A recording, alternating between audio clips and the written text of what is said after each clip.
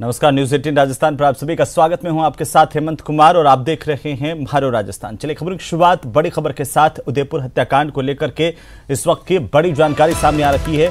उदयपुर हत्याकांड में एक और आरोपी की गिरफ्तारी हुई है। मोहसिन नाम का आरोपी गिरफ्तार किया गया है। आपको बता दें कि कन्हैयालाल हत्याकांड केस में एक और आरोपी को गिरफ्तार कर लिया गया है। इसी के साथ अब तक 5 आरोपी गिरफ्तार हो चुके हैं। मोहसिन नाम के एक और आरोपी को गिरफ्तार किया गया है। मोहसिन को लेकर एनआईए की टीम जयपुर पहुंच चुकी है। आज मोहसिन को एनआईए कोर्ट में पेश किया जा सकता है। कड़ी सुरक्षा के बीच मोहसिन को आज एनआईए कोर्ट में पेश किया जा सकता है। आरोपी मोहसिन की गिरफ्तारी हुई है। अब तक उदयपुर हत्याकांड मामले में 5 आरोपियों की गिरफ्तारी हो चुकी है। इस पूरे मामले की जांच अब एनआईए के हाथ में है। एनआईए कर रही है और एनआईए की टीम मोहसिन को लेकर के जयपुर पहुंच चुकी है, जहां पर एनआईए के विशेष कोर्ट में आज इसे पेश किया जा सकता है। अब तक 5 आरोपी इस पूरे मामले को लेकर गिरफ्तार किए जा चुके हैं। एक और आरोपी की गिरफ्तारी के साथ ही 5 आरोपियों की गिरफ्तारी पूरे मामले में हो चुकी है। मोहसिन नाम का एक शख्स जिसे गिरफ्तार किया गया।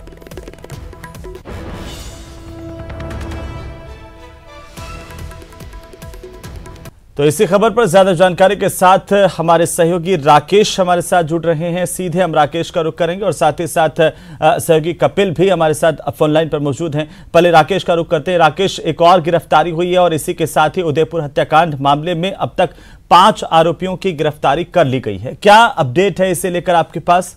बिल्कुल हेमंत, देखिए जिस तरीके से उदयपुर में जो बर्बरता पूर्वक हत्याकांड किया गया, इसके बाद तमाम जो राज्य सरकार की जांच एजेंसियां हैं और एनआईए भी इस पूरे मामले को लेकर बेहद गंभीरता से जांच कर रही है। आज देर रात जो हमारी पुलिस के वरिष्ठ अधिकारियों से बात हुई है, उनका कहना है कि लगभग 3 लोगों को हिरासत में लिया गया है। अभी उनकी गिरफ्तारी शो नहीं हुई है। गिरफ्तारी जब उनको कोर्ट में पेश कर दिया जाएगा उसके बाद ये गिरफ्तारी करेंगे। हो सकता है उनको जयपुर में इनसे और भी इनसे संबंधित जो कानूनी कार्रवाई है वो करवाई जाए। चूंकि अभी उनको वहां से उदयपुर से जयपुर लाया जा रहा है। एनआईए की टीम इनको लेकर जयपुर पहुंच रही है और जो हमें बताया जा रहा है कि 4 लोग गौस मोहम्मद, रियाज मोहम्मद, मोहसिन और आसिफ को पहले गिरफ्तार किया जा चुका है। अब लगभग मोहसिन के साथ साथ 2 और भी लोग हैं। करीब 3 लोगों को पुलिस ने हिरासत में लिया है, जिनके तार इस पूरी बर्बरता पूर्वक जो ये हत्याकांड रचा गया था, ये साजिश रची गई थी, उसमें ये कहीं ना कहीं शामिल हैं। और इनकी जो भूमिका है किस तरह की थी, किस तरह का इनका प्लान था, किस तरीके से ये दहशत फैलाना चाहते थे, इस पूरे मामले को लेकर एनआईए और जो राज्य सरकार की जांच एजेंसियां हैं वो गंभीरता पूर्वक जांच कर रही हैं। अभी इनको कोर्ट में लाया जाएगा। इस वक्त हम एनआईए कोर्ट परिसर में खड़े हैं। यहाँ पर पुलिसकर्मी भी तैनात कर दिए गए हैं। सुरक्षा व्यवस्था को अलर्ट कर दिया गया है, क्योंकि हालांकि उदयपुर से जयपुर पहुंचने में अभी समय लग सकता है। लेकिन तमाम जांच एजेंसियां जरा तस्वीरें दिखाइए एनआईए कोर्ट परिसर के इस वक्त किस तरीके से सुरक्षा व्यवस्था यहां पर की गई है और हलचलें तेज हो गई हैं। बिल्कुल, मैं बताना चाहूंगा, मेरे सहयोगी अविनाश शर्मा को कहूंगा कि जो एनआईए कोर्ट परिसर की यहाँ की तस्वीरें दिखाएं। यहाँ पर जो सुरक्षा कर्मी खड़े हैं, कुछ कोर्ट के कर्मचारी भी यहाँ पर खड़े हैं। क्योंकि पिछली बार जब जिन आरोपियों को लाया गया था उसके बाद यहाँ पर वकीलों में आक्रोश बढ़ गया था, क्योंकि जिस तरह के जो हत्याकांड ये पूरा किया गया था, जिस तरह के आरोप उन पर थे, जिस तरह के वीडियो सामने आए थे, उसके बाद जनाक्रोश है, लोगों में आक्रोश है, वकीलों में भी आक्रोश था। उसके बाद व्यवस्था को बनाए रखने के लिए यहाँ पर अभी चूंकि हालांकि यहां पहुंचने का समय निर्धारित नहीं हुआ है कि कब तक पहुंचेंगे, लेकिन सुरक्षा एजेंसी और वरिष्ठ अधिकारियों को मैसेज कर दिया गया है कि जो एनआईए की टीम है वो उदयपुर से जयपुर रवाना हो गई है और सुबह सुबह का वक्त है। तो कोर्ट परिसर के साथ साथ जो वो रास्ते जहां से इन आरोपियों को अदालत तक लेकर आया जाएगा, उन पूरे रास्तों पर सुरक्षा व्यवस्था की चाक चौबंद इंतजामात किए गए हैं। अभी तमाम पुलिसकर्मी और जो पूरा सिस्टम है वो इन आरोपियों को यहां तक लाने की सुरक्षा व्यवस्था पर पूरा फोकस कर रखा है। कोर्ट में इनकी पेशी की जाएगी, फिर कोर्ट से संभवतः जांच एजेंसियां इनका रिमांड मांग सकती हैं। बिल्कुल राकेश, बने रहिए आप हमारे साथ। मैं फिर से आपका रुख करूंगा। हमारे सहयोगी कपिल शिमाली उदयपुर से हमारे साथ फोन लाइन पर हैं, उनका भी रुख कर लेते हैं। कपिल, क्या जानकारी उदयपुर से आपके पास? एनआईए की टीम जो आरोपी को गिरफ्तार किया गया मोहसिन को, उसे लेकर के जयपुर पहुंच रही है। कैसे आखिरकार इसकी गिरफ्तारी हुई है?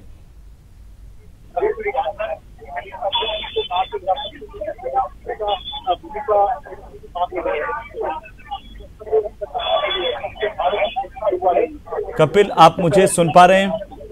जी बिल्कुल, मैं आपको सुन पा रहा हूँ। जी, अब बोलिए कपिल, कैसे आखिरकार इस 5वें आरोपी की गिरफ्तारी हुई है उदयपुर हत्याकांड मामले को लेकर? देखिए, इन्वेस्टिगेशन लगातार जारी है। जब से ये घटनाक्रम घटित हुआ है उसके बाद में जो एजेंसीज हैं वो लगातार प्रयास कर रही थी। मुख्य रूप से देखिए, शुरुआती दौर में एटीएस ने इस पर काम शुरू किया था और एटीएस द्वारा सारे जरूरी साक्ष्य जुटाए गए और जब प्रारंभिक पूछताछ की गई तो पूछताछ में कई सारे लोगों के नाम सामने आए थे जिसने इस जघन्य हत्याकांड को अंजाम देने के लिए इन दोनों का सहयोग किया था। इसमें मुख्य रूप से कई ऐसे भी लोग थे जिन्होंने हत्या कांड के दौरान इन दोनों आरोपियों का सहयोग किया, तो वहीं कई ऐसे लोग थे जिन्होंने इन्हें उकसाने का भी काम किया था। तो लगातार उन सभी लोगों तक जो एजेंसीज है वो पहुंचने की कोशिश कर रही है। उसमें से तकरीबन आधा दर्जन से ज्यादा लोगों को इस समय डिटेन किया हुआ है और सभी इस समय एनआईए के पास में, एनआईए उनसे पूछताछ कर रही है। इसके अलावा 5वें आरोपी की गिरफ्तार की गई है। मोहम्मद मोहसिन नाम 5वें आरोपी का है। ये बताया जा रहा है कि इसे भी धारा 120B के तहत गिरफ्तार किया गया है। जो हत्या की योजना जो मोहम्मद रियाज अतारी और गौस मोहम्मद द्वारा बनाई गई थी, उस योजना में ये मोहम्मद मोहसिन जो है वो सहयोगी बताया जाता है और उसी धारा के अंदर उसी मतलब सहयोग करने के चलते इसकी गिरफ्तारी हुई है। पहले इसे पूछताछ की गई थी और पूछताछ के बाद में इसकी संलिप्तता की पुष्टि होने के बाद इसे एनआईए की टीम ने गिरफ्तार कर लिया। कल देर रात इसे उदयपुर से लेकर जयपुर के लिए रवाना हुए थे और आज बताया जा रहा है कि जयपुर कोर्ट में इसकी पेशी होगी। दो और जो लोग हैं जिन्हें खानजीपीर इलाके के रहने वाले बताया जा रहा है, उन्हें भी डिटेन किया है। बताया जा रहा है क्या एनआईए की एक टीम लगातार उदयपुर में मौजूद है कपिल, और वहां पर लगातार जिन लोगों को डिटेन किया हुआ है उनसे पूछताछ का क्रम भी जारी है? देखिए, एनआईए की टीम बताया जा रहा है कि कल दोपहर 3 बजे के करीब एक बार फिर उदयपुर पहुंची थी। उससे पहले जो स्थानीय एजेंसी एटीएस है वो लगातार सहयोग के लिए यहाँ पर मौजूद है। एनआईए का सहयोग स्थानीय एजेंसी कर रही है और ये जो गिरफ्तारियां हो रही है, डिटेन किए जा रहे हैं, इसमें भी बताया जा रहा है कि एटीएस का जो है वो एनआईए का पूरा सहयोग करती हुई यहाँ पर नजर आ रही है। तो एनआईए की टीम कल दोपहर में यहाँ पहुंची है, इसकी जानकारी मिल रही है और उसके बाद में ये जो गिरफ्तारी है, गिरफ्तारी की गई, डिटेन किए गए लोगों को और उन सभी को लेकर जयपुर पहुंचा गया। कपिल बने रहिए हमारे साथ। में फिर से आपका रुख करूंगा। हमारे साथ जयपुर से राकेश शर्मा हमारे सहयोगी लगातार मौजूद है। एनआईए के विशेष कोर्ट परिसर से राकेश इस वक्त मौजूद है हमारे साथ में। और राकेश, टीम यहां पर कब तक पहुंचेगी, इसकी कोई जानकारी मिल पा रही है आरोपी को लेकर के? और साथ ही साथ इसको लेकर के भी क्या कोई जानकारी मिली है कि सीधे ये एटीएस के दफ्तर जाएगी टीम इस आरोपी को लेकर के, या फिर सीधे एनआईए कोर्ट में आएगी, वहां इसे पहले पेश किया जाएगा?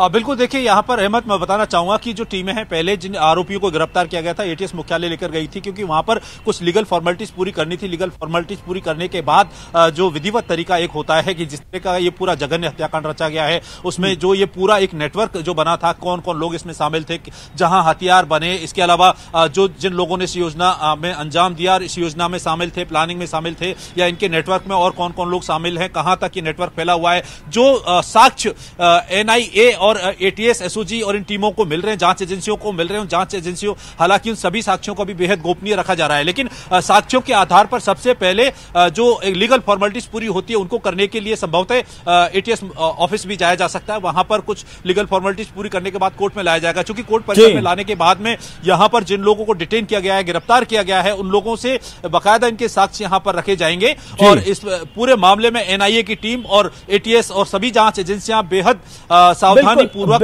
हर एक कदम बिल्कुल। राकेश, आप बने रहिए हमारे साथ में। मैं फिर से आपका रुख करूंगा। दिल्ली से हमारे सहयोगी शंकर आनंद हमारे साथ फोन लाइन पर जुड़ चुके हैं। शंकर, एक और आरोपी की गिरफ्तारी हुई है और अब एनआईए आज उसे कोर्ट में पेश करेगी, और उसे लेकर के कोई जानकारी इस वक्त आपको दिल्ली से मिल पा रही है? देखिए, केंद्रीय जांच एजेंसी एनआईए इस मामले में औपचारिक तौर पर तमाम इन्वेस्टिगेशन प्रारंभ कर चुकी है और इसी तफ्तीश के दौरान में जिस तरह से मोहसिन की गिरफ्तारी हुई है, मोहसिन से जुड़े हुए काफी सबूत जो है एनआईए को मिले और इसके साथ साथ जो शुरुआती तौर पर हालांकि इस मामले की जानकारी जो है स्थानीय पुलिस को भी मिली थी, उसके बाद इस मामले में आगे की तफ्तीश की जा रही है कि किस तरह से मोहसिन का रोल था और किस तरह से बाकायदा इस उदयपुर हत्याकांड मामले में उसकी भूमिका रही है। लिहाजा इस मामले की गंभीरता को देखते हुए आगे तफ्तीश की जा रही है और इस मामले में एनआईए के द्वारा जल्द ही कुछ और भी बड़े खुलासे आज किए जा सकते हैं। आज देर शाम तक इस मामले में कुछ नए इनपुट्स आज एनआईए के द्वारा इस मामले में साझा किया जाएगा और उसके बाद औपचारिक तौर पर इस मामले की जानकारी दी जाएगी। जिस तरह से जैसे इस तफ्तीश का दायरा उदयपुर हत्याकांड मामले में एनआईए का बढ़ रहा है, एनआईए उन तमाम दस्तावेजी तमाम सबूतों को खंगालने में जुटी हुई है जिसका सीधा तौर पर कनेक्शन इस हत्याकांड से जुड़ा हुआ है। तो एक तरह से कह सकते हैं कि मोहसिन की गिरफ्तारी समेत अन्य जो पहले आरोपियों की गिरफ्तारी पहले इस मामले में हुई है, उन तमाम आरोपियों से एनआईए की टीम विस्तार से पूछताछ कर रही है। शंकर, ये 5वें आरोपी जिसे गिरफ्तार किया गया, एनआईए की टीम क्या इसे भी जयपुर से दिल्ली लेकर के पहुंचेगी?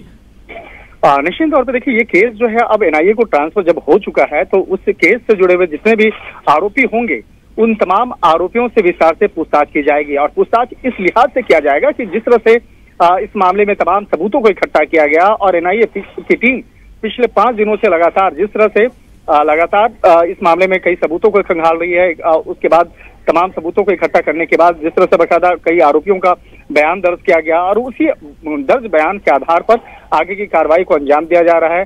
और इस मामले में जिस तरह से मोहसिन की गिरफ्तारी हुई है उसे भी बाद में एनआईए अपने साथ में लेकर दिल्ली मुख्यालय में लेके आएगी और उसके बाद आगे की पूछताछ की जाएगी।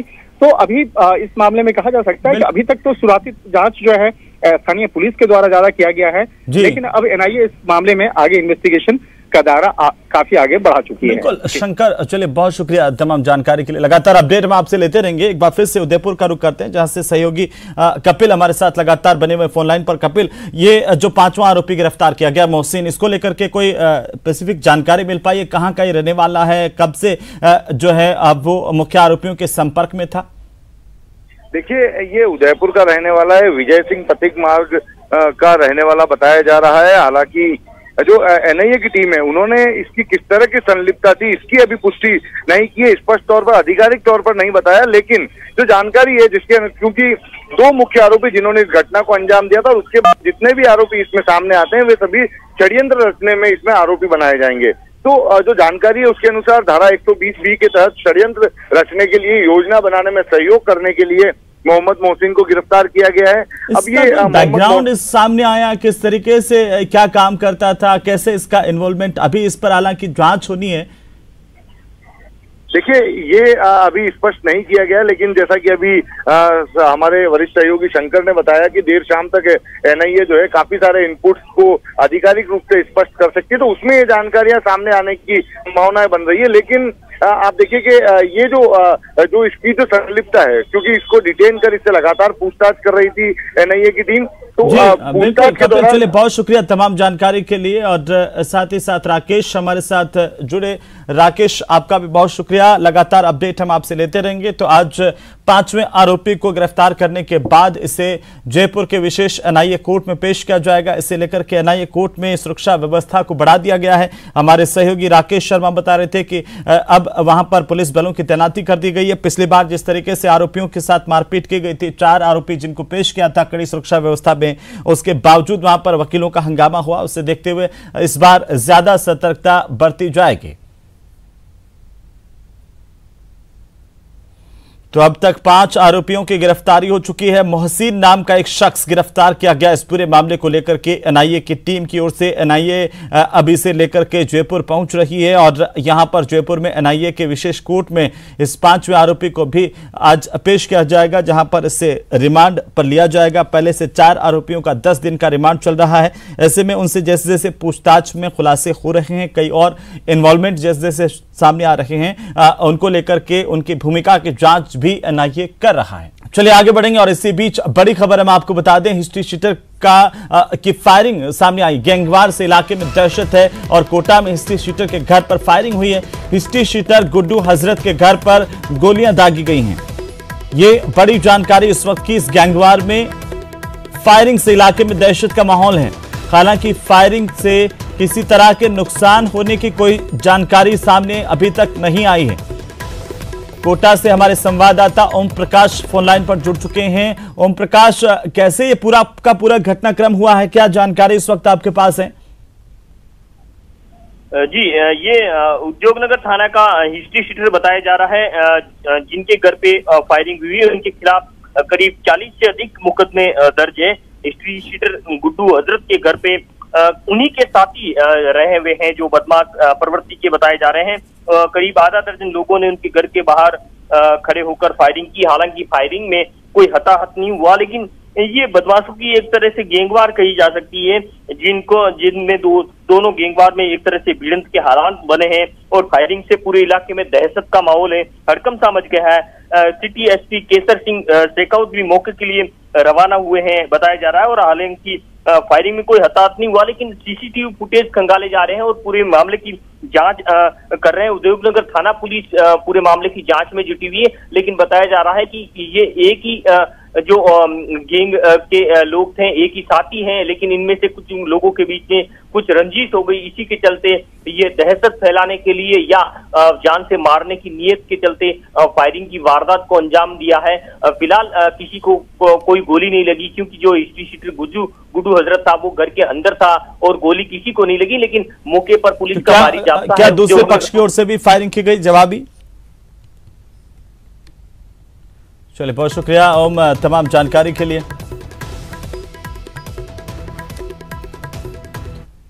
चलिए आगे बढ़ेंगे और इसी बीच कोटपुतली से बड़ी खबर है, जहां पर कोटपुतली में बेखूब बदमाशों ने फायरिंग की है। 6 से ज्यादा बदमाशों ने घर में घुस करके फायरिंग की है। फायरिंग की घटना यहां पर हुई, इसके बाद से ही इलाके में दहशत का माहौल है। फायरिंग के बाद बदमाश मौके से फरार हो गए। पीड़ित परिवार को बदमाशों ने जान से मारने की धमकी दी थी और पीड़ित परिवार ने इसकी सूचना स्थानीय पुलिस थाने में दी थी, लेकिन इसके बावजूद पुलिस ने कोई एक्शन नहीं लिया। भूरी भड़ाज गांव का एक पूरा मामला, जहां इस घटना के बाद की तस्वीरें आपकी टीवी स्क्रीन पर हैं। आपको बता दें कि यहां पर कुछ खाली गोलियों के खोखे भी पुलिस ने बरामद किए हैं। ज्यादा जानकारी के साथ सहयोगी हीरालाल हमारे संवाददाता फोन लाइन पर हैं कोटपुतली से। हीरालाल, क्या अपडेट है आपके पास? जी अमित, मैं आपको पूरे मामले की जानकारी बता दूं कि मामला भूरी बड़ास थाना इलाके का है, जहां बीती रात एक कैंपर सवार बदमाशों ने एक घर में घुसकर फायरिंग की घटना को अंजाम दिया है। हालांकि घटना में किसी को चोट नहीं लगी।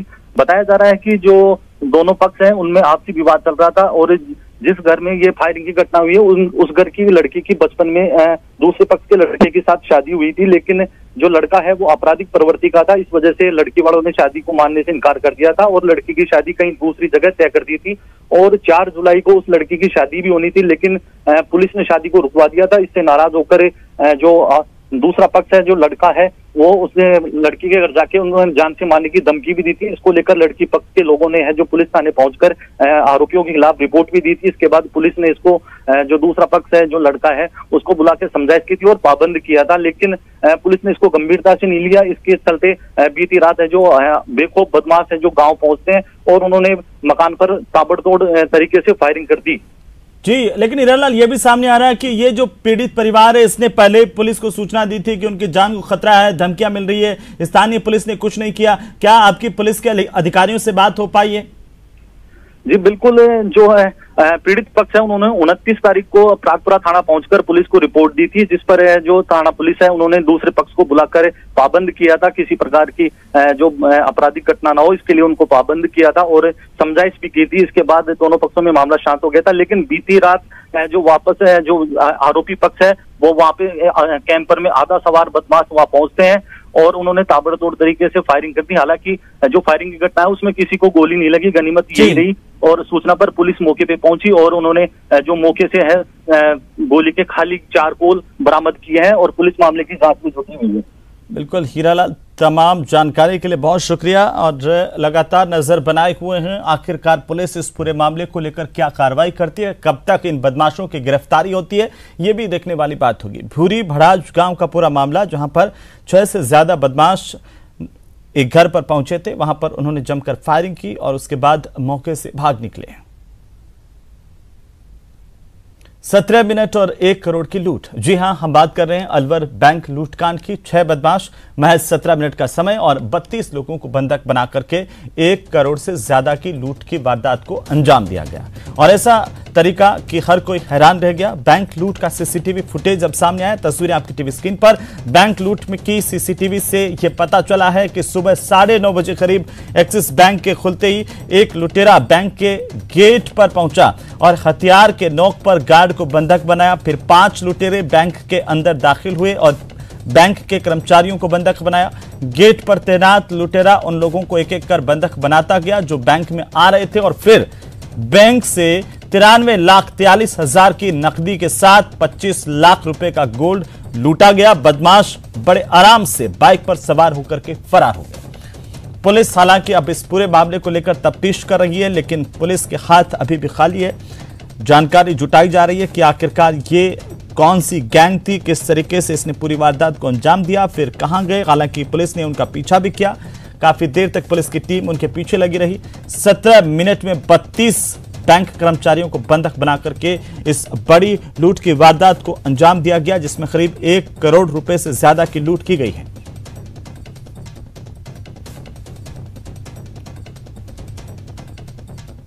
तो इस पूरी घटना के बाद महत्वपूर्ण चीजें हैं जिनके ऊपर वर्क कर रहे हैं, उनका अभी फिलहाल खुलासा नहीं कर पाएंगे, लेकिन कुछ लीड्स हैं जिनके ऊपर वर्क कर रहे हैं और निश्चित तौर पे इसमें कामयाबी हासिल करेंगे और इनको जिन्होंने ये वारदात की है उनको कानून की परिधि में लाएंगे।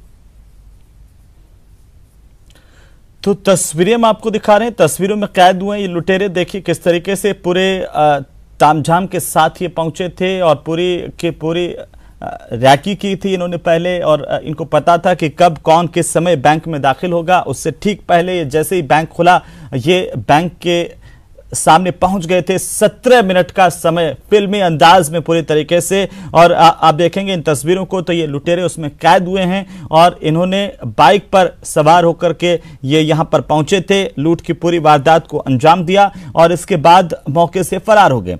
अलवर बैंक लूटकांड की सीसीटीवी फुटेज मिले हैं। 6 बदमाश हैं। महज 17 मिनट का समय 32 बैंक कर्मचारियों को बंधक बनाया गया और 1 करोड़ से ज्यादा की लूट की वारदात को अंजाम दिया गया। और इसी खबर पर ज्यादा जानकारी के साथ हमारे संवाददाता राजेंद्र हमारे साथ फोन लाइन पर जुड़ चुके हैं। राजेंद्र, ये जो सीसीटीवी की तस्वीरें पूरे बैंक लूट प्रकरण की सामने आई है, कई सवाल भी खड़े करती है और यह भी बताती है कि कैसे शातिर अंदाज से, शातिर तरीके से इस लूट को अंजाम दिया गया। अभी क्या अपडेट है? जी, ये पूरा मामला अलवर भिवाड़ी का है, जहां पर 6 शातिर बदमाशों के द्वारा एक बैंक में किस तरीके से वारदात को अंजाम दिया है, वो कहीं न कहीं बड़ी बात है कि 6 बदमाश हैं, वो एक साथ सुबह 9:30 बजे जैसे ही बैंक खुली तुरंत बदमाश ग्राहक के रूप में आए और गैंग गार्ड को तुरंत, और उसके बाद एक के बाद कर्मचारी और को लगातार करीब 32 लोग थे गन पॉइंट पे लेकर के, और उन्हें स्ट्रांग रूम के कमरे में बंद कर दिया और उसके बाद पूरी वारदात को अंजाम देकर के फरार हो गए। पुलिस को अभी तक पता चला है कि ये कहां की गैंग थी, कौन लुटेरे थे, कहां से आए, क्या पहले इस तरह की वारदातें इस इलाके में आसपास में इन्होंने अंजाम दी है? कोई जानकारी पुलिस को इनके बारे में मिल पाई है राजेंद्र? चलिए, बहुत शुक्रिया राजेंद्र हमारे साथ जुड़ने के लिए, तमाम जानकारी के लिए। लगातार नजर बनाए हुए हैं, पुलिस तफ्तीश कर रही है, जांच कर रही है, अलग अलग टीमों के माध्यम से सुराग खंगाले जा रहे हैं। पुलिस का कहना है कि कुछ लीड उन्हें मिली हैं, लेकिन अभी तक गिरफ्तारी लुटेरों की पुलिस नहीं कर पाई है। और अब बात करेंगे राजसमंद की, जहां पर कुरज कस्बे में चोरों ने एक मकान का ताला तोड़ा, लाखों रुपए के जेवरात पर हाथ साफ कर दिया। चोरों ने 3 किलो चांदी और 7 तोला सोने की ज्वेलरी चुराई है। दरअसल चोरों ने मकान को तब निशाना बनाया जब घर के मालिक अपने रिश्तेदार से मिलने के लिए गए थे। चोरों ने मौका देखकर इस घटना को अंजाम दिया। फिलहाल पुलिस ने मामला दर्ज किया है, चोरों की तलाश जारी है। राजसमंद के इलाके में चोरी की बड़ी वारदात हुई है। लोगों ने की मांग की है कि जल्द से जल्द इस वारदात का पर्दाफाश किया जाए। पति पत्नी 2 जना रात पर बैठा गया और बाद में पत्नी ने मुख्य छोड़ मुंह मार दान की प्रयोग किया। शाम को 6:30 बजे आया, ताला खोलियो, मेरे सब रुकमा एक भी नहीं मिली, कपड़ा लता सब बकेर मिला। चलिए आगे बढ़ेंगे। भ्रष्टाचार के आरोपों में वीसी घिर गए हैं। एसीबी में परिवाद दर्ज किया गया है। जानकारी के मुताबिक कोटा के वर्धमान महावीर ओपन विश्वविद्यालय के वाइस चांसलर के खिलाफ केस दर्ज हुआ है। एसीबी की ओर से यह परिवाद वाइस चांसलर के खिलाफ दर्ज किया गया है। आपको बता दें कि जयपुर मुख्यालय के निर्देश पर कोटा एसीबी की टीम अब जांच कर रही है। कुलपति आरएल गोदारा पर भ्रष्टाचार के गंभीर आरोप हैं। कॉपियां चेक करने के ठेके देने, पद और धन के दुरुपयोग करने के आरोप कुलपति पर है। कोटा एसीबी ने विश्वविद्यालय का रिकॉर्ड अब तलब किया है। राजभवन की 3 सदस्यीय कमेटी इस पूरे मामले को लेकर जांच कर रही है और इसी बीच ये खबर है कि एसीबी में इसे लेकर परिवाद दर्ज किया गया है। कोटा के वर्धमान महावीर ओपन विश्वविद्यालय का कुलपति जिसके खिलाफ ये केस दर्ज हुआ है और इस पर आरोप है आरएल गोदारा पर गंभीर आरोप भ्रष्टाचार के हैं। तो वहीं श्रीगंगानगर में स्कूल में तालाबंदी के मामले को लेकर बड़ी जानकारी। स्कूल क्रमोन्नत करने की मांग को लेकर तालाबंदी की गई है। ग्रामीणों ने स्कूल के मेन गेट पर ताला लगा दिया और प्रदर्शन किया है। स्कूल के गेट पर धरने पर ग्रामीण बैठे हुए हैं। कल एसडीएम को विद्यार्थियों ने ज्ञापन दिया था। रायसिंह नगर के गांव तत्रासर के सरकारी स्कूल का ये पूरा मामला है, जहां पर लगातार अध्यापकों के कार्यशैली को लेकर के ग्रामीण सवाल उठा रहे हैं। ग्रामीणों का कहना है कि यहां के अध्यापक पढ़ाई नहीं करवाते हैं। छात्रों का भविष्य सरकारी स्कूल में बर्बाद हो रहा है और शिक्षकों की संवेदनहीनता का खामियाजा भुगतना पड़ रहा है यहां के विद्यार्थियों को, ग्रामीणों को। और अब ग्रामीण अच्छी शिक्षा को लेकर के लामबंद हो गए हैं। ग्रामीणों की ओर से लगातार प्रदर्शन किया जा रहा है, लेकिन डीईओ सुनवाई नहीं कर रहे हैं। डीईओ और शिक्षा विभाग अभी भी नींद में हैं। अभी तक नहीं होगा, हम स्कूल से टीसी नहीं कटवाएंगे, हम यहीं पर पढ़ेंगे। हमें दूसरे गांव में जाने में परेशानियां होती है, टीसी नहीं कटवाएंगे और हमें रास्ते में बहुत कठिनाइयां होती है। अगर किसी बच्चे को अचानक घटना हो जाए तो उस बच्चे की जिम्मेदार कौन? और इसी खबर पर ज्यादा जानकारी के साथ हमारे संवाददाता अशोक हमारे साथ जुड़ चुके हैं। अशोक, ग्रामीणों की ओर से लगातार ये मांग की जा रही है कि स्कूल को क्रमोन्नत किया जाए। शिक्षा विभाग ने क्या सुनवाई इन ग्रामीणों की अब तक की है? कल भी प्रदर्शन किया गया था। बिल्कुल हेमंत, देखिए कल जहां सूरतगढ़ ब्लॉक में मानकसर में स्कूल की तालाबंदी हुई, तो रायसिंह नगर ब्लॉक के गांव ततारसर की मिडिल स्कूल है, इसकी तालाबंदी करके ग्रामीण और यहां तक कि विद्यार्थी भी इस धरने में मौजूद है और स्कूल को क्रमोन्नत करने की मांग कर रहे हैं। हमारी शिक्षा विभाग के कुछ अधिकारियों से भी बात हुई है, तो उन्होंने कहा कि यहाँ के स्थानीय जनप्रतिनिधियों के साथ साथ जो ग्रामीण और विद्यार्थियों की मांग पिछले काफी समय से है इस स्कूल को क्रमोन्नत करने की, इसका प्रस्ताव बनाकर राज्य सरकार के स्तर पर भेजा जा चुका है। हालांकि इस पर अभी फैसला होना बाकी है, राज्य सरकार के स्तर पर इसका फैसला होना है। लेकिन ग्रामीणों की ये जो मांग है वो ये है कि जब तक इन्हें क्रमोन्नत नहीं किया जाएगा वो स्कूल का संचालन नहीं करने देंगे। यदि इस स्कूल के विद्यार्थियों की बात करें तो इन विद्यार्थियों के द्वारा कल ही रायसिंह नगर एसडीएम को ज्ञापन दिया गया था कि इस स्कूल को क्रमोन्नत किया जाए, ताकि यहाँ से जो 4 से 5 किलोमीटर दूर बच्चियों को जो पढ़ने के लिए जाना पड़ता है उस दिक्कत से परेशानी हो। यहाँ तक कि बच्चियों ने ये कह दिया था कि जिन्होंने 8वीं पास की है वो इस स्कूल से टीसी नहीं लेंगी और यदि उन्हें जबरन टीसी दी जाती है तो वो आगे अपनी पढ़ाई जारी नहीं रखेंगी, पढ़ाई छोड़कर घर बैठ जाएगी। फिलहाल शिक्षा विभाग के अधिकारियों के साथ साथ स्थानीय जनप्रतिनिधि मौके पर पहुंच गए, ग्रामीणों से समझाइश कर रहे हैं और शिक्षा विभाग के अधिकारियों का कहना है कि ये प्रस्ताव बनाकर पहले भी भेजा जा चुका है, अब इस पर राज्य सरकार को ही फैसला लेना है। जी बिल्कुल अशोक, चलिए बहुत शुक्रिया तमाम जानकारी के लिए। तत्रासर के स्कूल का यह पूरा मामला, जहां पर ग्रामीण अब स्कूल को क्रमोन्नत करने की मांग को लेकर प्रदर्शन कर रहे हैं। स्कूल के ताला लगाकर प्रदर्शन लगातार जारी है। उधर राजधानी जयपुर में एक व्यापारी के साथ लूटपाट की घटना सामने आई है। आपको बता दें कि व्यापारी से 25,000 रुपए छीन लिए। बदमाशों ने व्यापारी से मारपीट की और उसके बाद लूटपाट की है। बड़ी जानकारी है इस वक्त की राजधानी जयपुर से, जहां पर व्यापारी से 25,000 रुपए छीन लिए। जयपुर के करधनी थाना इलाके की घटना है। कार रुकवाकर व्यापारी से पहले मारपीट की गई, इसके बाद बदमाशों ने 25,000 रुपए व्यापारी से छीनकर फरार हो गए। बाइक पर बदमाश यहां पर पहुंचे थे। जानकारी के अनुसार ये 2 बदमाश थे। पूरी की पूरी वारदात सीसीटीवी में कैद हुई है। तस्वीरें हम आपको दिखा रहे हैं। न्यूज़ 18 राजस्थान पर सबसे पहले वो तस्वीरें राजधानी जयपुर में लूट की वारदात की ये तस्वीरें हैं कि किस तरीके से यहां पर लूट की वारदात की गई है। व्यापारी से लूट से कई सवाल खड़े हो रहे हैं। 25,000 रुपए की लूट यहां पर व्यापारी से की गई। राजधानी जयपुर में यह हाल है तो बाकी के इलाकों के हाल क्या होंगे? बदमाश बेखौफ है और जयपुर के करधनी इलाके में यह वारदात को अंजाम दिया गया। 25,000 रुपए लूटे गए हैं। जानकारी के अनुसार एक व्यापारी जा रहा था कार से और कार को रुकवा करके मोटरसाइकिल पर सवार थे 2 बदमाश। उन्होंने लूट की वारदात को अंजाम दिया। जयपुर से हमारे संवाददाता लवली वधवा फोन लाइन पर है। लवली, कैसे आखिरकार ये पूरी लूट की वारदात हुई है? क्या अपडेट आपके पास है? देखिए बिल्कुल अभी इस व्यापारी के साथ में ये लूट की वारदात हुई है। पुलिस मौके पर जो है वो पहुंची हुई है। शुरुआती जो कारण है उनकी जांच जो है वो यहाँ पर की जा रही है। बड़ी बात बता दें कि पूरे मामले को लेकर के जो बदमाश हैं उन्होंने व्यापारी की कार को रुकवाने के बाद में उससे छीना झपटी करी, मारपीट करी और उसके बाद में जो उसके पास रुपए थे, जो भी उसके पास सामान था, वो तमाम चीजों को वो लूट करके दिन दहाड़े जो है रवाना हो गए। ये पूरी जो वारदात है ये सीसीटीवी कैमरे में कैद हो चुकी है। करदनी थाना इलाके की पूरी घटना है। इस मामले की जांच जो है वो करदनी की थाना पुलिस कर रही है। पीड़ितों ने बदमाश की कार को सामने खड़े होकर रुकवाने का भी प्रयास किया, मगर बदमाश जो थे उनके हौसले इतने बुलंद थे कि उन्होंने व्यापारियों पर कार चढ़ाने से भी गुरेज नहीं किया और वो लोग इस घटना को अंजाम देकर के मौके से फरार हो चुके हैं। फिलहाल पुलिस ने जो है अलर्ट मोड पर आसपास के सभी थाना इलाकों के अंदर नाकेबंदी के आदेश जारी किए हैं। लगातार पुलिस कंट्रोल रूम की ओर से इन संदिग्धों की पहचान के लिए सीसीटीवी कैमरा जारी। चलिए, बहुत शुक्रिया तमाम जानकारी के लिए। व्यापारी से लूट की वारदात हुई है, 25,000 रुपए छीने गए। तो खबरें अभी और भी हैं, लेकिन फिलहाल वक्त एक छोटे से ब्रेक का। जल्द लौटेंगे, आप बने रहिए हमारे साथ।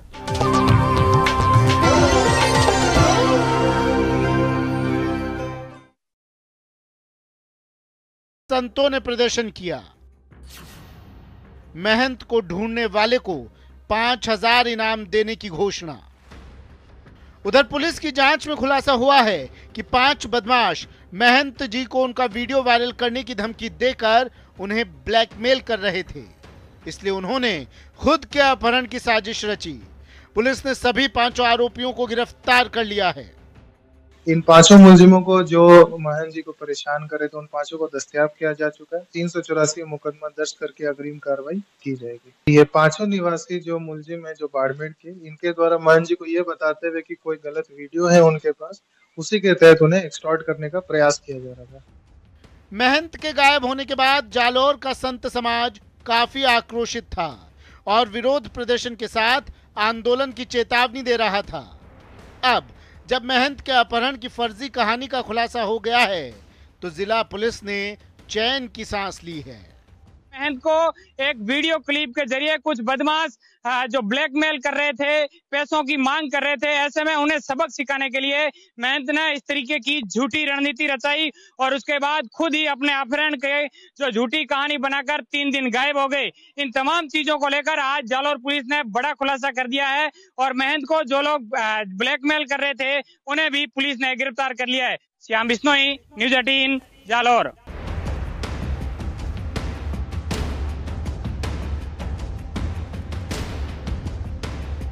अजमेर के घुघरा इलाके में 40 बीघे में बनी है प्रदेश की सबसे हाई सिक्योरिटी वाली जेल। हाई सिक्योरिटी की वजह से जेल में कुख्यात और दुर्दांत वैसे बंदियों को रखा जाता है जो आम जेलों में जेल प्रशासन के लिए सिरदर्द बन जाते हैं। इस हाई सिक्योरिटी जेल में 264 कैदियों को रखने की व्यवस्था है।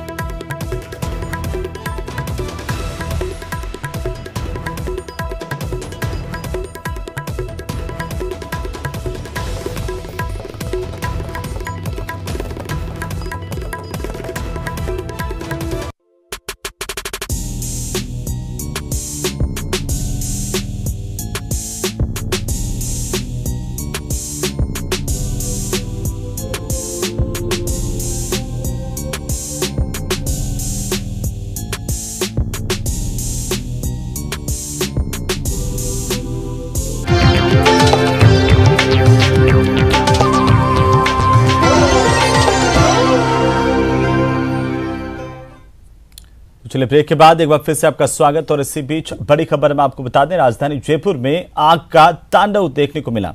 जगतपुरा के इलाके में गोदाम में आग लगी। हेलमेट के गोदाम में भीषण आग लगने की जानकारी मिली। दमकलों ने इस आग पर काबू पा लिया। शॉर्ट सर्किट की वजह से आग लगी थी। बड़ी खबर इस वक्त की, राजधानी जयपुर के जगतपुरा के इलाके में हेलमेट के गोदाम में आग लगने की खबर है। दमकलों ने हालांकि इस आग पर काबू पा लिया है, लेकिन काफी नुकसान इस आग की वजह से हुआ है। 2 अलग अलग तस्वीरें इस आग से जुड़ी हुई, किस तरीके से ये आग लगी उस दौरान की तस्वीर और इसके बाद के हालात गोदाम में।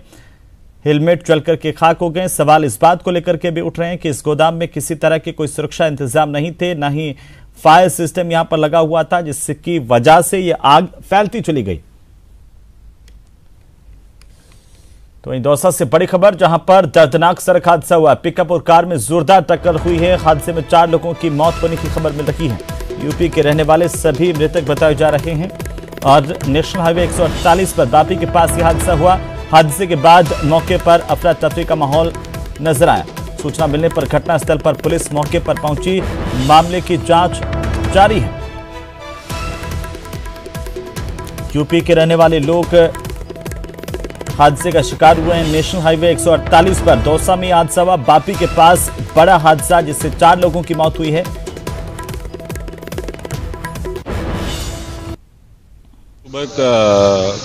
जो दौसा मनोहरपुर रोड है उसमें बाणगंगा नदी के किनारे एक आमने सामने की टक्कर हुई पिकअप और स्विफ्ट डिजायर के।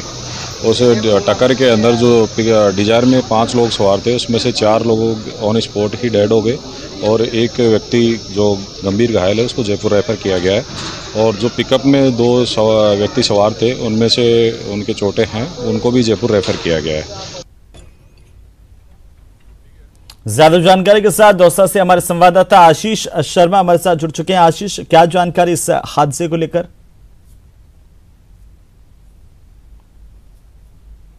आशीष, आप मुझे सुन पा रहे हैं? तो लगता है आशीष तक आवाज नहीं जा रही। आपको बता दें कि बड़ा हादसा यहां पर हुआ, 4 लोगों की मौत हुई है। इस पूरे मामले को लेकर पुलिस हालांकि जांच कर रही है। तमाम लोग यूपी के रहने वाले थे। 5 लोग एक कार में सवार थे, जिनमें से 4 की मौत होने की जानकारी सामने आ रही है।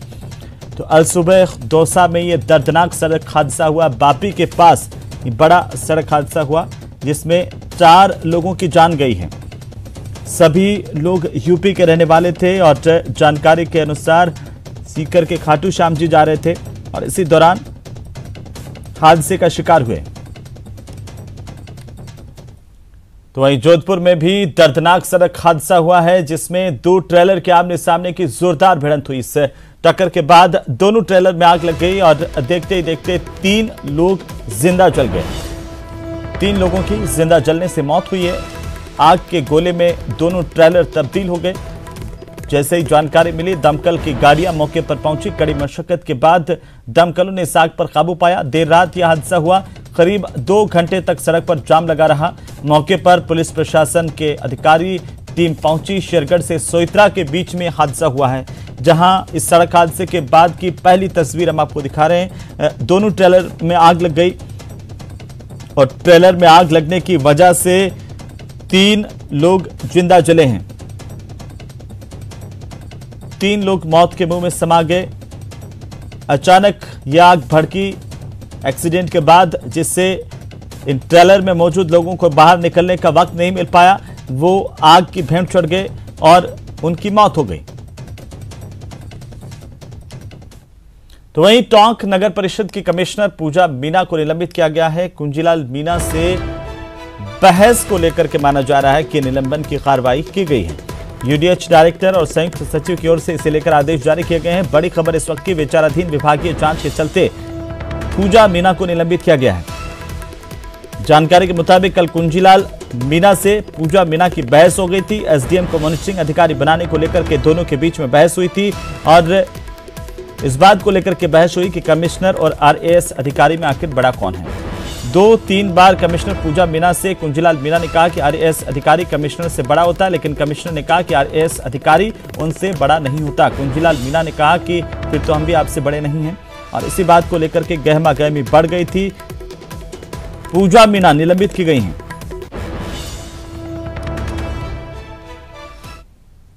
और इसी बीच बड़ी खबर हम आपको बता दें, राष्ट्रपति पद की प्रत्याशी द्रौपदी मुर्मू 12 जुलाई को जयपुर पहुंचेंगी। एनडीए की राष्ट्रपति पद की प्रत्याशी हैं। 12 जुलाई को जयपुर पहुंचेंगी द्रौपदी मुर्मू। बीजेपी ने सभी सांसदों विधायकों को जयपुर बुलाया है। नेता प्रतिपक्ष गुलाब चंद कटारिया ने बुलावा भेजा है। राष्ट्रपति पद की उम्मीदवार है द्रौपदी मुर्मू, एनडीए की उम्मीदवार हैं और जयपुर पहुंचेंगी। सभी जनप्रतिनिधियों से मुलाकात करेंगी। भारतीय जनता पार्टी के विधायक सांसद यहां पर मौजूद होंगे। उनकी अगवानी करने के लिए खुद नेता प्रतिपक्ष गुलाब चंद कटारिया ने सभी को बुलावा भेजा है। एनडीए की राष्ट्रपति पद की प्रत्याशी हैं द्रौपदी मुर्मू। जयपुर पहुंचेंगी। 12 जुलाई को उनका जयपुर आने का कार्यक्रम है, जहां पर वे सभी सांसदों विधायकों से मुलाकात करेंगी। ये बड़ी जानकारी इस वक्त की। भारतीय जनता पार्टी की ओर से सभी सांसदों विधायकों को 12 जुलाई को जयपुर बुलाया गया है। इसे लेकर के नेता प्रतिपक्ष ने बुलावा भेजा है।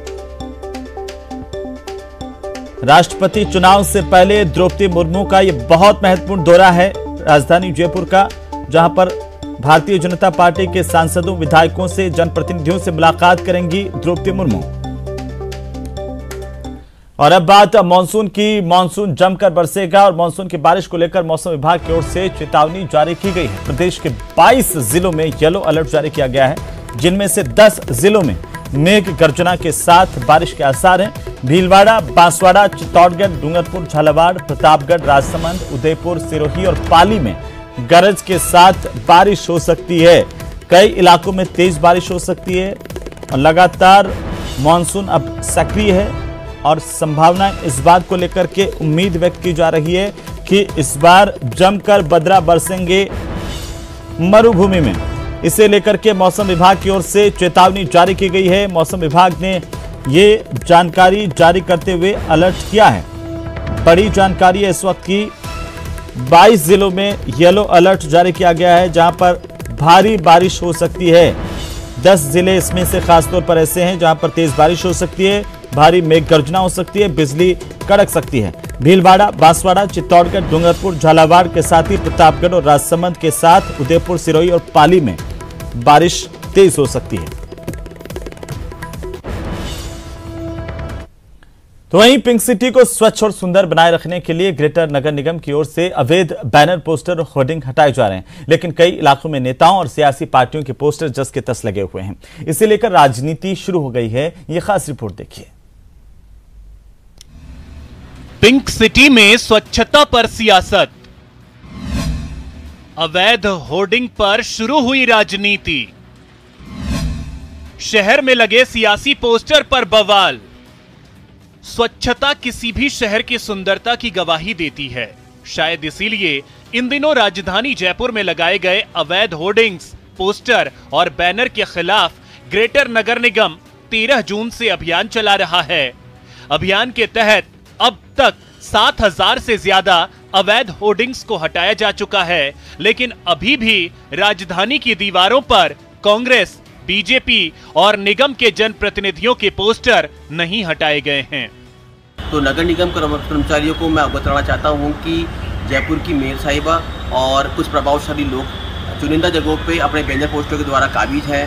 तो कर्मचारी को चाहिए कि वो इन जगहों को चिन्हित करें और अगर इनको शौक है अपने बैनर पोस्टर लगाने का तो अपनी जेब से पैसा खर्च करना भी जाने। वहीं दूसरी ओर ग्रेटर निगम अवैध पोस्टर, बैनर और होर्डिंग्स हटाने में पारदर्शिता का ध्यान रखने की बात पर अडिग है। निगम अधिकारियों का साफ कहना है कि राजनीतिक दलों के पोस्टर भी लगातार हटाए जा रहे हैं। इसमें किसी तरह की कोताही नहीं बरती जा रही और ये अभियान लगातार जारी रहेगा। नहीं, ऐसा नहीं है। मैं मानता हूं कि पॉलिटिकल फील्ड का एक सिस्टम सा ही बन गया है, जिसके अंदर कोई भी बड़े नेता आते हैं तो उनके पोस्टर लगते हैं, किसी का स्वागत करना होता है तो पोस्टर लगते हैं, किसी का जन्मदिन आ जाता है तो पोस्टर लगते हैं। लेकिन निगम ने सभी के पोस्टर्स हटाने की जो अभियान शुरू किया उसमें सभी के पोस्टर हटाए गए। इसके अंदर किसी को टारगेट करके हटाया गया हो ऐसा नहीं है, किसी को छोड़ दिया गया हो ऐसा भी नहीं है। पोस्टर्स हट जाने से शहर की सुंदरता में उल्लेखनीय वृद्धि होती है। ये ऐसा लगता है कि पूरा शहर पोस्टरमय हो चुका है। अभी कुछ समय एक बार हम मौका देते हैं, फिर मैं सोचता हूँ कि ये सार्वजनिक स्थानों पर पोस्टर लगाने वालों के खिलाफ नियमों के तहत कार्रवाई भी हम शुरू करेंगे। क्योंकि कुछ जगह मैंने देखा है, जैसे कि मालवीय नगर पुलिया के ऊपर एक भी फ्लावर पॉट जो है बिना पोस्टर के नहीं है। बिजली के जो बॉक्सेस हैं वो एक भी बिना पोस्टर के नहीं है, अगर आप यहाँ से सांगानेर तक जाकर देखें। अब इससे क्या फ़ायदा है शहर को बदरंग करने से, मुझे नहीं समझ आता। पिंक सिटी में अवैध होर्डिंग्स हटाने का अभियान 9 जुलाई तक चलेगा। ग्रेटर निगम इलाकों के हिसाब से जोन प्रभारियों की जिम्मेदारी तय कर चुका है ताकि पोस्टर को प्राथमिकता के आधार पर हटाया जा सके। लेकिन सबसे बड़ा सवाल यह है कि सियासी पोस्टरों को हटाने में निगम सख्ती क्यों नहीं दिखा रहा है। महेश दाधीच, न्यूज़ 18 राजस्थान, जयपुर। तो यहां वक्त एक छोटे से ब्रेक का, जल्द लौटेंगे।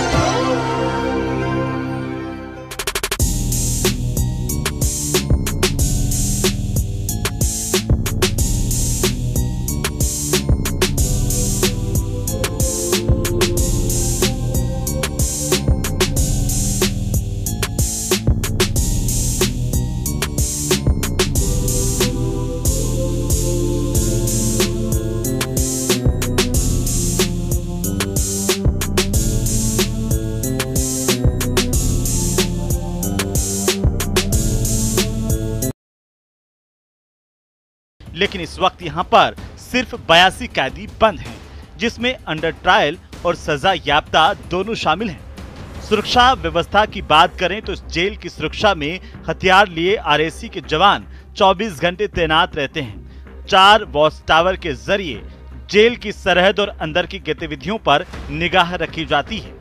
जेल की बाहरी दीवार 40 फीट ऊंची है और इसके ऊपर लगे वायर में 50 वॉट का इलेक्ट्रिक करंट 24 घंटे फ्लो करता है।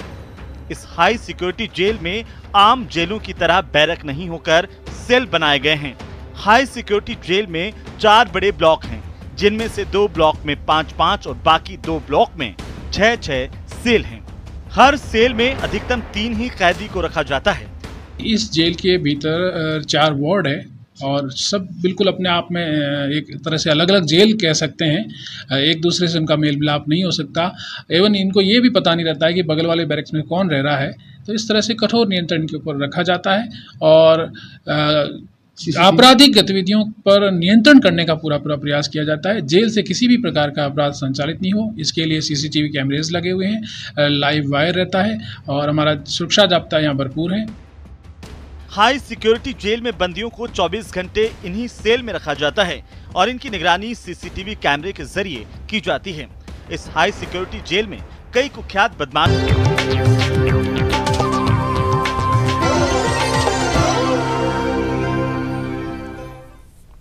तो चलिए ब्रेक के बाद एक बार फिर से आपका स्वागत। किसी ने सच ही कहा कि झूठ के पांव नहीं होते। जी हां, कुछ ऐसा ही हुआ जालोर के वालेरा मठ के महंत पारस भारती के साथ, जिन्होंने अपने विरोधियों को फंसाने और बदनाम करने के लिए रच डाली खुद अपहरण की फर्जी कहानी। रिपोर्ट देखिए।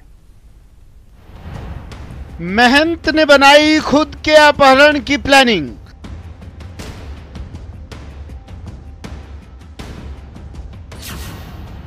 गाड़ी के शीशे तोड़कर गायब हो गया महंत।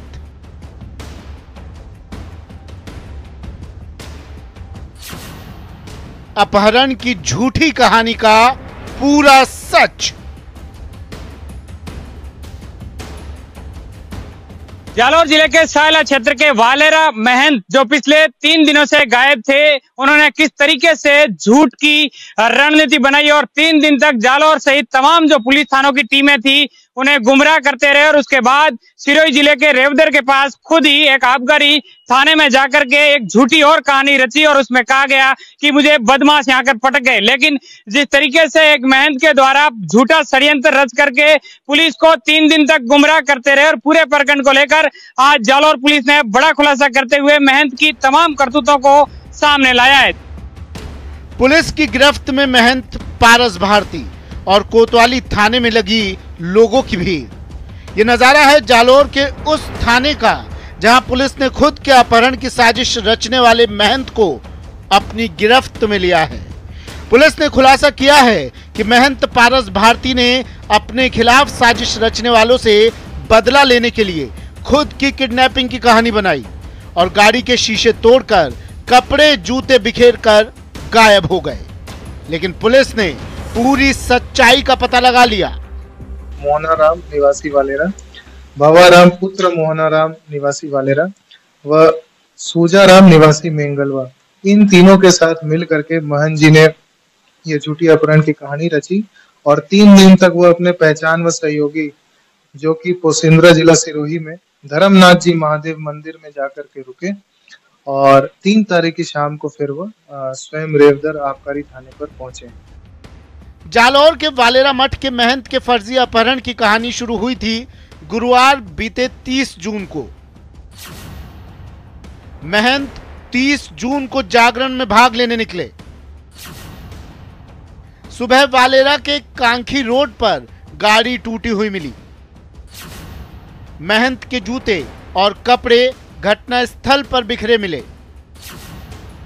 ग्रामीणों ने पुलिस को अपहरण की जानकारी दी। पुलिस की 6 टीम महंत को खोजने में जुटी। महंत की बरामदगी के लिए संतों ने प्रदर्शन किया। महंत को ढूंढने वाले को 5000 इनाम देने की घोषणा। उधर पुलिस की जांच में खुलासा हुआ है कि 5 बदमाश महंत जी को उनका वीडियो वायरल करने की धमकी देकर उन्हें ब्लैकमेल कर रहे थे, इसलिए उन्होंने खुद के अपहरण की साजिश रची। पुलिस ने सभी 5 आरोपियों को गिरफ्तार कर लिया है। इन 5 मुलजिमों को जो महंत जी को परेशान करे तो उन 5 को दस्तयाब किया जा चुका है। 384 मुकदमा दर्ज करके अग्रिम कार्रवाई की जाएगी। ये 5 निवासी जो मुलजिम है जो बाड़मेर के, इनके द्वारा महंत जी को ये बताते हुए कि कोई गलत वीडियो है उनके पास, उसी के तहत उन्हें एक्सटॉर्ट करने का प्रयास किया जा रहा था। महंत के गायब होने के बाद जालौर का संत समाज काफी आक्रोशित था और विरोध प्रदर्शन के साथ आंदोलन की चेतावनी दे रहा था। अब जब महंत के अपहरण की फर्जी कहानी का खुलासा हो गया है तो जिला पुलिस ने चैन की सांस ली है।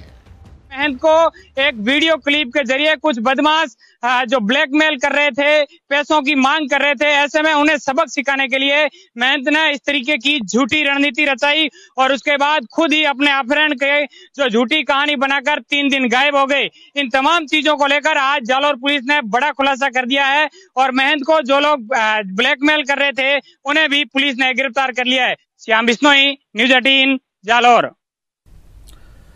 तो वहीं 26 जून को अजमेर में सकल हिंदू समाज की ओर से हिंदू देवी देवताओं के अपमान के विरोध में जुलूस निकाला गया था, जिसमें बाजार के कुछ दुकानदारों ने भी हिस्सा लिया। इसके जवाब में एक वीडियो वायरल हो रहा है। इसके बाद कुछ लोगों ने ऐसे दुकानदारों से सामान नहीं खरीदने की अपील की। ये ऑडियो मैसेज वायरल हो रहे हैं। वायरल ऑडियो में कहा जा रहा है कि जो दुकानदार इस जुलूस या रैली में शामिल हुए थे उनकी दुकानों से सामान नहीं खरीदे। न्यूज 18 राजस्थान इन ऑडियो की पुष्टि नहीं करता है।